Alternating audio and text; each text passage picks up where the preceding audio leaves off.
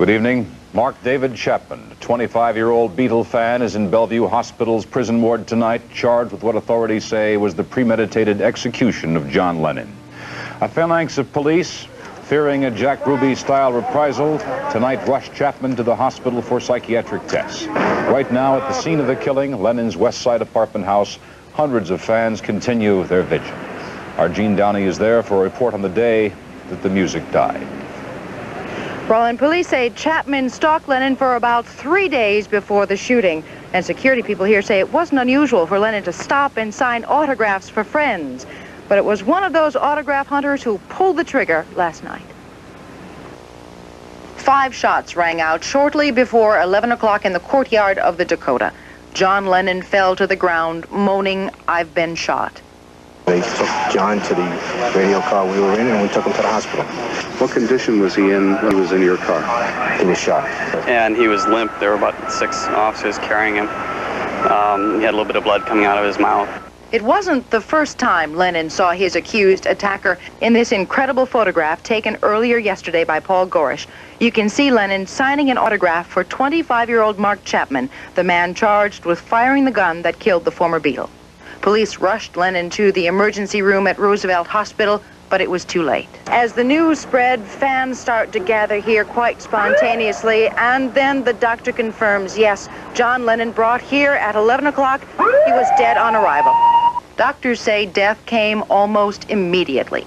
There was a significant injury of the major vessels inside the chest, which caused a massive amount of blood loss, which probably resulted in his death. Did he lose consciousness right away, do you think, from the... I'm certain that he was dead at the moment that the first shots hit his body.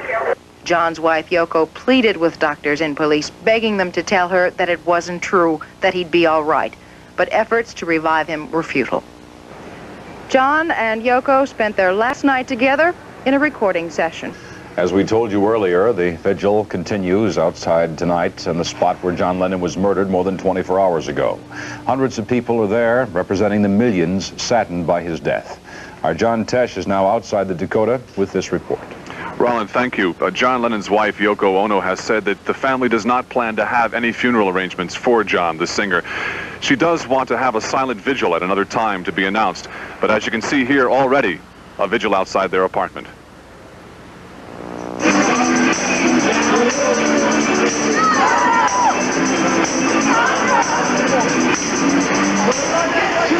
The faces here tell the story of the grief shared by millions of people.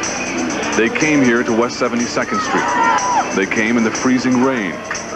Some came to sing with the recorded remembrances squeaking out of portable radios. Others came just to see where the man had lived. And still others brought with them bouquets of thanks for the music that for years had shaped their way of dressing, thinking, and listening. Walking through the crowd, one could hear the names of John Kennedy, Martin Luther King. One could observe journalists searching for a way to report something they still could not understand. And in the crowd, you could hear words like senseless and hopeless. It's 1980. It's you never know when it's going to hit you. It's living for today. It makes you think about living for today, because tomorrow there'll be a shotgun in your face.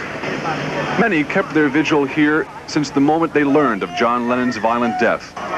Some shivered through the night, buoyed up by hot coffee from a friendly coffee shop. And then there were those who, in a panic, rushed to stores to try and grab a piece of the man who could no longer make the music they had loved for so long. It's a final remembrance to him, you know. In some way, I have to pay him back for, you know, all he gave to me. Who knows what Lennon fans saw tonight as they gazed on a gate covered with flowers on West 72nd Street. Maybe it was John himself, and maybe it was a part of their childhood that last night died in a hail of bullets.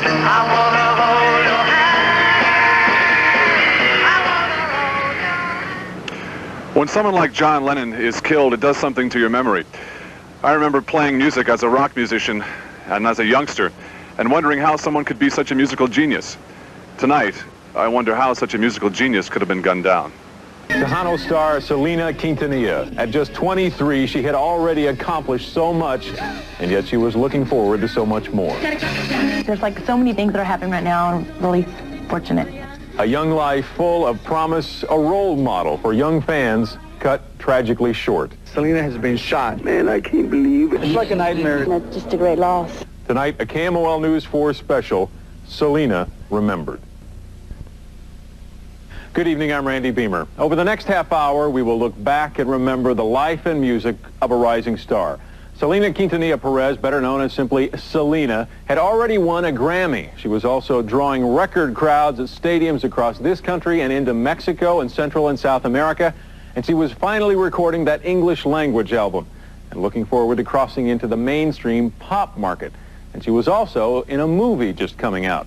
Tonight we'll hear some of Selena's thoughts and hopes and dreams on all that from some interviews I did with her over the last couple of years. But first, a look at the bizarre shooting that ended it all. Our Tangi Patton has that. It was just before noon on Friday when Selena came alone to this Corpus Christi motel to meet an employee. Selena's father says to fire the woman for embezzling money from Selena's boutiques. There was some discrepancies with the fan club, and it resulted in her shooting Selena. Police say the two met in this motel room, and that's when the shots rang out. She managed to make her way from the motel room down to the lobby of the hotel, where she collapsed. Selena died about an hour later at the hospital. But meantime, back at the motel, the suspect, 32-year-old Yolanda Saldivar, held police at bay. She was inside this truck with a gun to her head. The standoff continued for about 9.5 hours. Angry and saddened, Selena's fans waited to see who was responsible for her murder. Finally, SWAT team members talked Saldivar into giving herself up. The scene was a far cry from this one back in October when Saldivar was on hand for the opening of Selena's San Antonio boutique. Selena Quintanilla, KXTN recording artist, has been shot in Corpus Christi. KXTN, this is Diana. May I help you? It is true. The news of Selena's untimely death sent shockwaves through the state, Tex-Mex music sensation Selena, and even the nation. By Friday night, the mourning had begun. Thousands of fans coming together to remember the young superstar who had so much to live for.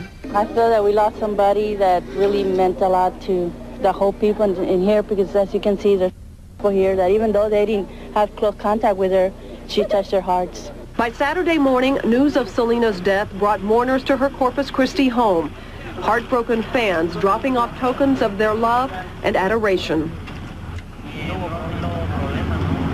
Even back in San Antonio, there were many tears shed for... Why is it that you're crying? Tell me. Because I miss her. They say there's comfort in numbers, but some of the thousands here at this candlelight vigil say their only comfort comes from knowing that Selena is in a much safer place. Hoping that she's in a better place, hoping that, you know, we'll all remember her, and it just shows the love that we have for her. And so the shooting ended an already very accomplished career at a young age and a life that held so much potential for more. While considered a superstar in Tejano music already, Selena was carefully launching herself into the larger Latin market and finally the English pop market. And just as she was killed, she was fulfilling a long-awaited dream of recording an English language album. It was a career that began, you could say, at birth. New details on the shooting that left 5 dead. And tonight there is a lot to tell you about the terrifying night at Alrosa Villa as people all across the country struggle to understand what happened right here in Columbus. We have team coverage tonight on the deadly concert shooting. 10 TV Eyewitness News reporter Ted Hart has a wrap-up on the victims. Christine Dobbin is looking into the background of the gunman. And we begin tonight with Kevin Landers, who has the latest now from Columbus Police. Kevin?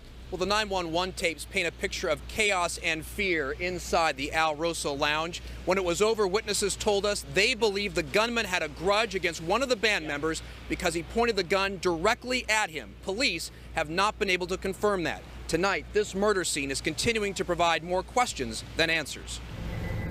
I'm at the Rosa Villa, and there's a shooting. Someone is shooting the band on the stage. He ran on stage and just started shooting people. Someone's shooting the band on the stage? On the stage at the Rosa Villa. Witnesses say it was pandemonium inside the Al Rosa concert lounge last night. This guy ran up on stage and shot him point blank in the head. Dimebag Darrell Abbott, the lead guitarist of the group Damage Plan, would be the first to die.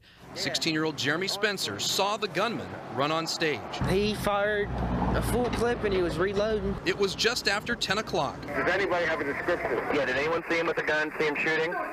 He's still shooting. He's still shooting? Do you see him anywhere? Cops are inside. He said, they're still shooting. The guy's still shooting. 5 people would die, including 23-year-old Nathan Bray, a fan of the band. Witnesses say the gunman had a grudge against one of the band members. When you see somebody point a gun at one person only and unload 5 rounds in them, something personal's going on. How many shots were fired? Well, there's been multiple. I don't know. Did you see anybody with a gun? Oh, yes. Police say the gunman was 23-year-old Nathan Gale. He was on stage with a hostage when Columbus police officer James Niggemeyer quietly entered the lounge's back door. He would kill the suspect and end the killing spree. It appeared that he was about to kill his hostage when the officer basically put an end to it. Tonight, a memorial grows on a rock outside the Al Rosa Lounge. I'm still in shock, you know. Fans young and old come to pay respect to the band and the victims. What no one can answer is why a night of fun turned into one of the deadliest shootings in recent memory. There's no actual way to deal with it. Now, police identified another victim as 29-year-old Aaron Hawk. He was a fan of the band. The 5th victim has not been identified. We'll have more on this investigation coming up at 5:30. Reporting live from North Columbus, Kevin Landers, 10 TV, Eyewitness News. Thanks, Kevin. 4 innocent victims died in last night's gunfire. 2 others are at Riverside Hospital tonight. And that's where 10 TV Eyewitness News reporter Ted Hart is. Ted? Of the 2 victims here at Riverside, one is listed in critical condition. The other has asked the hospital not to release any information about their condition. But the 4 innocent victims, there are still 4 others, families and friends of 4 innocent victims trying to cope with their loss tonight. The 4 were there for 4 different reasons, but in a matter of a couple of minutes, they all became victims of the same gunman. The band's 38-year-old guitarist Darrell Abbott, known as Dimebag, may have been the intended target, but also killed was 40-year-old Jeff Thompson of Texas, who was an employee of the band. 23-year-old Nathan Bray of Grove City, who was there in the audience as a fan, and 29-year-old Aaron Hawk of Upper Arlington, who worked at the Al Rosa doing security and moving band equipment. Now, Hawk's mother is Margie Carvor, the city clerk for the city of Upper Arlington. The families for both local victims declined comment tonight, but we spoke with a former teacher of one of the victims about the loss, and you'll hear from him coming up at 5:30. Reporting live from Riverside Hospital, Ted Hart, 10 TV Eyewitness News. And continuing our big story coverage tonight, we want to bring you more about the history of the band Damage Plan and one of Dimebag Darrell Abbott's final interviews. Damage Plan formed after Abbott and his brother Vinnie Paul split from the band Pantera, one of the most popular heavy metal bands of the 90s. In one of Abbott's final interviews, and you'll see him on the right side of your screen, he sat down with Damage Plan's lead singer Pat Lockman to talk about the challenges their new band had been facing. Before we play the old stuff at the end of the night, I let everybody know that, you know, ain't no chance in hell we're trying to ride on the credibility of Pantera. But sorry, you got half of Pantera there, and that was a huge part of me and Vinny's life, man. And I feel that the fans got let down. You know, the Pantera fans were let down, and I'm here to prove with Damage Plan that me and Vinny had nothing to ever we never let the fans down, and that we can get up with Damage Plan and blast them songs better than they've ever been played and sang. And the response has been great. And I'll tell you, there's not been a city that we've gone to that anybody's gave us any flack about Pantera or Pantera in the middle of the set. Nobody's yelled nothing at us, and nobody's come up to us and said, hey, dude, you know, this or that. It's been nothing but, hey, dude, we're down with the plan. And nothing but awesome comments and compliments for Pat, man. And, yeah, the point is definitely getting across. Welcome back. Florida police have released new information in the killing of Christina Grimmie. The former Voice contestant was shot while signing autographs after a performance on Friday night. Police now say the gunman who killed himself intentionally went to Orlando to commit the crime. Our Nick Valencia has more. Singer Christina Grimmie, a former contestant on The Voice, is dead. shot and killed after her concert in Orlando. They were selling merchandise and signing autographs. We know that the suspect walked up and shot Christina. Her brother tackled the suspect, and that's when the suspect shot himself. The suspect is dead as well, and Grimmie's brother being called a hero for taking action that may have protected dozens of fans still inside the venue. This is a very tragic event. This should have been something that was fun and exciting. Police say it's unclear how the unidentified gunman got 2 weapons inside the Plaza Live, and his motive still a mystery. We don't know if they were friends. We don't know if he was just a crazy fan that followed her on Twitter, on social media.